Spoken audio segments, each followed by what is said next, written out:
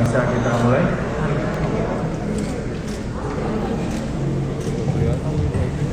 Assalamualaikum warahmatullahi wabarakatuh. Selamat siang, salam sehat untuk kita semua, rekan-rekan media.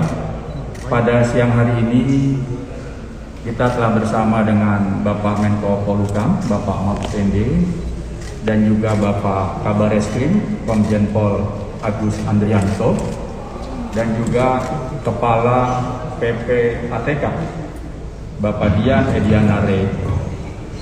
Kita pada siang hari ini akan melaksanakan konferensi pers sehubungan dengan keberhasilan Bareskrim Polri mengungkap satu tindak pidana, yaitu tindak pidana dengan sengaja tanpa hak mengedarkan obat dan sediaan farmasi lainnya tanpa izin edar.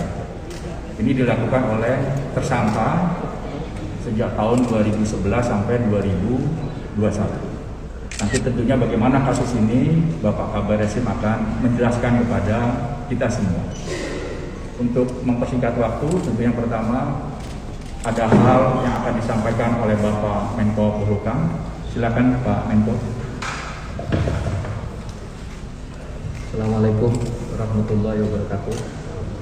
Tentu hormat Bapak Kabar Eskrim, Komjen Polisi Agus Andrianto, selaku tuan rumah Kepala PPATK, Dian Edianare, kemudian Bapak dari Direktorat Jenderal Bea Cukai, Kepala BPOM, dari Kepala Persatuan Pedagang Usaha Farmasi, dari Kabid Humas, kemudian Deputi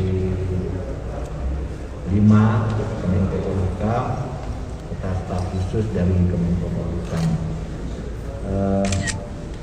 Saudara, hari ini kita akan mendengar satu informasi tentang perkara yang selama ini sering menjadi keluhan banyak orang kok banyak sekali ya tindakan pencucian, tindak pidana pencucian uang itu dirasakan oleh masyarakat, tetapi yang ditangkap dan ditahan itu kok tidak banyak. Itu sering sekali kita rapat. Hari ini Kabar Eskrim Polri membuktikan bahwa itu bisa dilakukan, dan yang mengagetkan itu memang ini baru satu orang, tapi nilai uangnya besar. Padahal di Indonesia itu yang melakukan kayak gini-gini di berbagai tempat, di laut, di hutan, di pertambangan, dan di berbagai sektor itu diduga banyak gitu. Nah, sehingga dengan demikian ini bisa jadi momentum kepada kita semua untuk melangkah lebih lanjut dan melangkah lebih kompak seperti yang dilakukan oleh Polri dan PPATK dalam kasus ini. Sebab itu saya mengucapkan terima kasih sekaligus mengapresiasi yang setinggi-tingginya pada jajaran Kabar Eskrim Polri dan PPATK yang telah bersinergi dengan baik dan berkolaborasi melakukan joint investigation dan mengungkap tindak pidana pencucian uang yang berasal dari peredaran obat ilegal dengan hasil sitaan 531 miliar rupiah. Orangnya sudah diamankan. Pengungkapan tindak pidana pencucian uang ini merupakan bagian dari komitmen pemerintah dalam penegakan hukum dalam upaya pemulihan ekonomi nasional, khususnya di masa pandemi saat ini. Pemerintah bekerja dengan serius melakukan pemantauan dan pengawasan terhadap kegiatan bisnis ilegal yang dapat merugikan masyarakat dan negara. Dalam hal ini terkait dengan yang untuk kasus kali ini terkait dengan peredaran obat-obatan ilegal di masyarakat. Dengan pengungkapan kasus ini, insya Allah memberikan dampak yang positif bagi kesiapan Indonesia di dalam menghadapi Mutual Evaluation Review oleh Financial Action Task Force on Money Laundering. Jadi FATF ini berkedudukan, organisasi internasional ini berkedudukan di Paris ya. Kedudukan di Paris, kita akan menjadi anggotanya. Dan untuk menjadi anggota itu salah satu itu harus punya prestasi-prestasi di dalam menangani tindak pidana pencucian uang. Itu bukan syarat satu-satunya, tapi itu memberi kredit sendiri agar kita bisa menjadi anggota penuh. Sehingga kita dengan demikian sudah menambah kredit dan terus akan menambah kredit untuk dapat diterima menjadi anggota tetap FATF tadi. Sekali lagi saya mengucapkan terima kasih dan apresiasi kepada Bareskrim dan PPATK yang telah berhasil mengungkap perkara dan menindaklanjuti secara sungguh-sungguh seruan-seruan dan keputusan rapat kita, rapat TPPU di mana saya menjadi ketuanya. Beberapa kali rapat agar melakukan seperti ini dan sekarang sudah bisa dibuktikan bahwa bisa kalau itu bersungguh-sungguh dan bersinergi. Demikian dari saya, terima kasih. Assalamualaikum warahmatullahi wabarakatuh.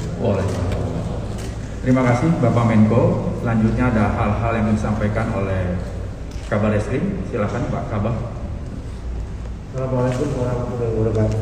Selamat siang rekan-rekan sekalian. Atas ini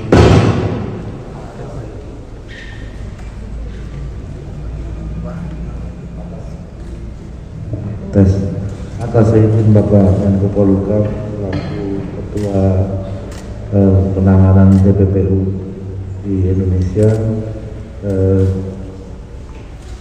pada siang hari ini terima kasih Bapak berkenan hadir, Bapak PPATK, Dirjen Bea Cukai yang mewakili, kemudian dari BPOM, Direktur Pendidikan, Kawan Penmas, serta hadirin sekalian, rekan media. Tadi secara singkat Bapak Menko Polhukam sudah menyampaikan bahwa kasus ini merupakan joint investigasi antara Bareskrim Polri dengan PPATK. Selama ini memang penerapan TPPU masih belum sesuai harapan, oleh karena itu atas arahan dan petunjuk Bapak Menko Polhukam kita coba untuk mulai menerapkan TPPU sebagaimana apa yang sudah disampaikan bahwa shadow ekonomi ini pengaruhnya kepada pertumbuhan ekonomi sangat besar. Oleh karena itu kita coba untuk mengungkap kasus yang berawal dari pengungkapan kasus di wilayah Mojokerto, di mana ada korban yang meninggal dunia karena mengkonsumsi obat, sehingga dilakukan penyidikan sampai kepada aktor daripada yang mengimpor obat dari luar secara ilegal, kemudian mengedarkan. Dari hasil penelusuran terhadap rekening-rekening yang kita sekarang 1500 miliar yang kita bawa, karena tidak akan mungkin kita bawa semua uangnya ke sini, namun semua 531 miliar ini sudah kita freeze dan kita sita untuk proses penyidikan selanjutnya. Kasus ini terjadi dari mulai tahun 2019 sampai dengan 2021. Sebenarnya kalau kita mau telusur ke belakang, ini kan orang ini tidak, tersangka DP ini tidak bekerja. Dia juga tidak memiliki keahlian di bidang farmasi, dia tidak juga memiliki perusahaan yang bergerak di bidang farmasi, namun dia menjalankan kegiatan mendatangkan obat-obatan dari luar, kemudian mengedarkan tanpa izin edar dari Badan POM, yang tentu saja ini sudah dinikmati keuntungannya sedemikian lama.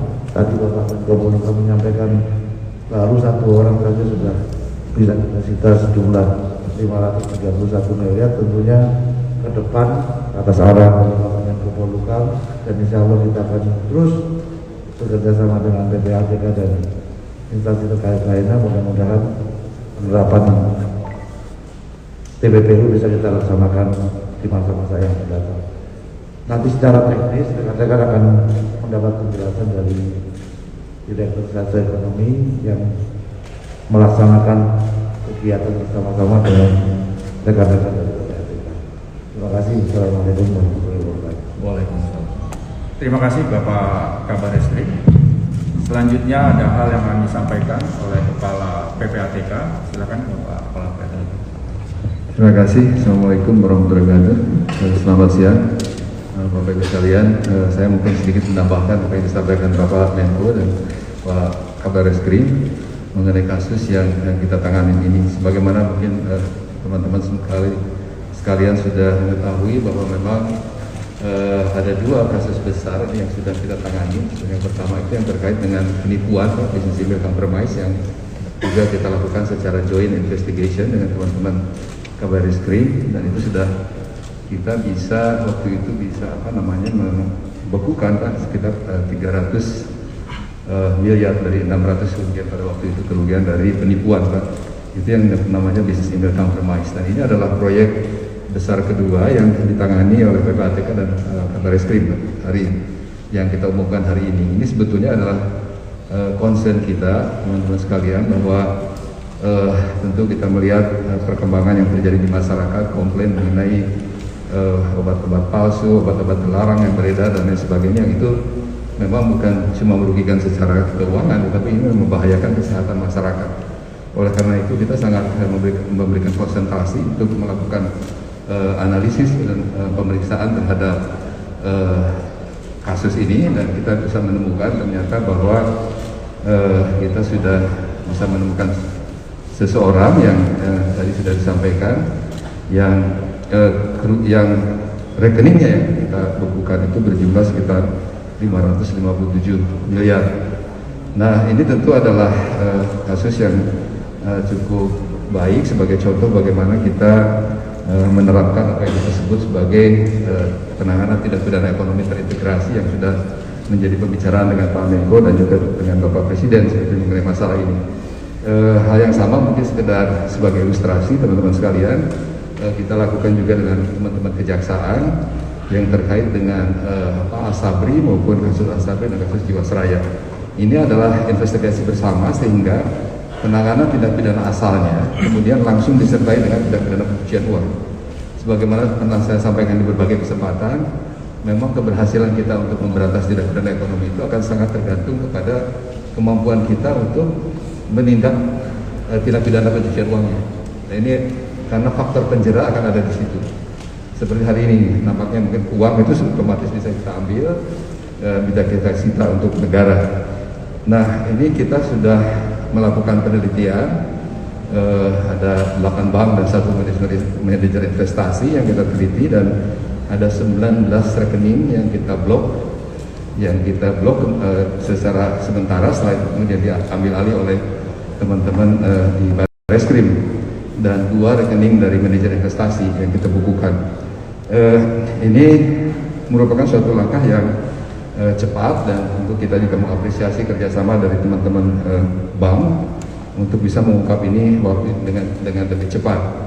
Nah, ini tentu saja kasus seperti ini mungkin cuma mengganggu tentu saja keselamatan masyarakat, juga mengganggu sistem keuangan kita. Oleh karena itu memang membersihkan sistem keuangan kita dari tindak pidana, segala jenis tindak pidana tentu saja itu merupakan prioritas kita bersama dengan teman-teman di Komite TPPU tindak pidana pencucian uang yang dipimpin oleh Pak Menko. Nah, ini adalah poin-poin yang kita ingin lakukan, dan ke depan kita juga akan mencoba mengatasi persoalan-persoalan terkait dengan tindak pidana ekonomi ini secara terintegrasi, Pak. Jadi itu yang mungkin yang ingin saya sampaikan, sekedar tambahan, Pak. Kita sudah alhamdulillah kita sudah bisa Pak Barreskrim sudah bisa menangkap pelaku, dan juga uang juga sudah bersamaan disita. Nah, ini adalah saya kira teman-teman sebagai penutup, ini adalah filosofi pemberantasan tindak pidana ekonomi modern. Jadi artinya antara mengejar pelaku dengan mengejar uang itu harus bersamaan, Pak.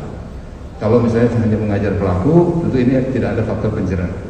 Oleh karena ini merupakan satu contoh fenomenal yang tadi Pak Menko sampaikan, yang mudah-mudahan ini akan juga membantu keanggotaan kita nanti di Financial Action Task Force, Pak. Terima kasih, Pak. Demikian sedikit tambahan. Terima kasih Pak PPATK.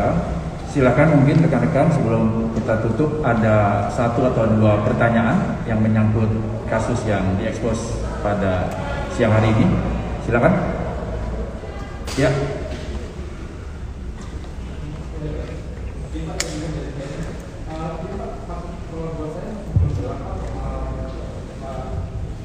Buat saya masih, izin Pak, saya Iwan dari CNN.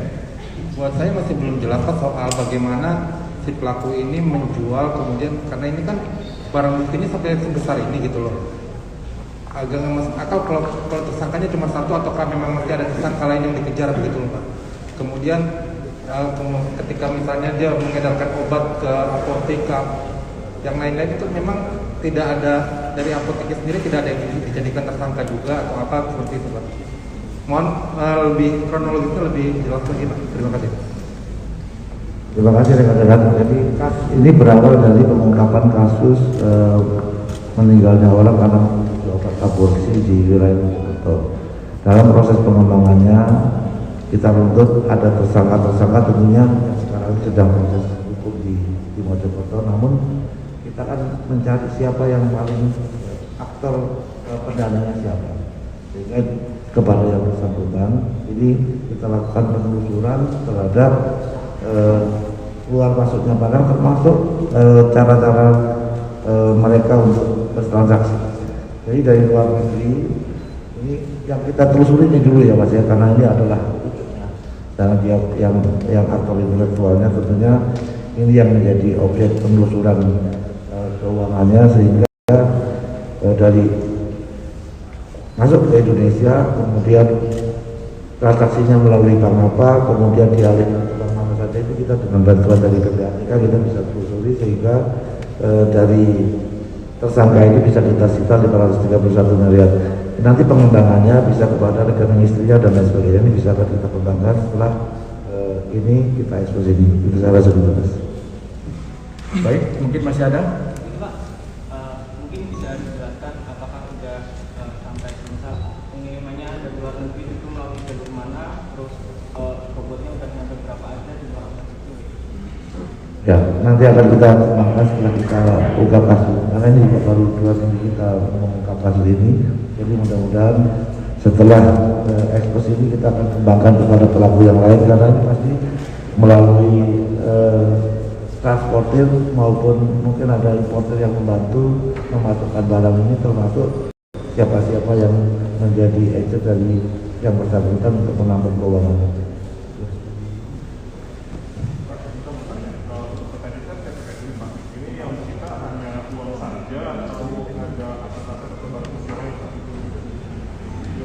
Sementara masih uang saja, karena tersangka saat ini sedang mengikuti persidangan karena kasus meninggalnya orang karena aborsi. Jadi sementara masih uang yang kita sita. Nanti kalau ada kaitan dengan yang lain akan dilakukan penyidikannya oleh penyidik dengan kerjasama dari PPATK. Saya rasa itu. Baik, cukup rekan-rekan sekalian. Nanti update perkembangan penanganan langsung di Barreskrim Polri, Direktorat Tindak Pidana Ekonomi Khusus. Ya, perkembangan akan disampaikan kepada rekan-rekan dan tentunya publik akan tahu. Demikian, terima kasih Bapak Menko Polhukam, Bapak Kabar Reskrim, dan Bapak Kepala PPATK. Terima kasih juga rekan-rekan sekalian atas segala atensinya. Selamat siang. Wassalamualaikum warahmatullahi wabarakatuh. Salam sehat untuk kita semua.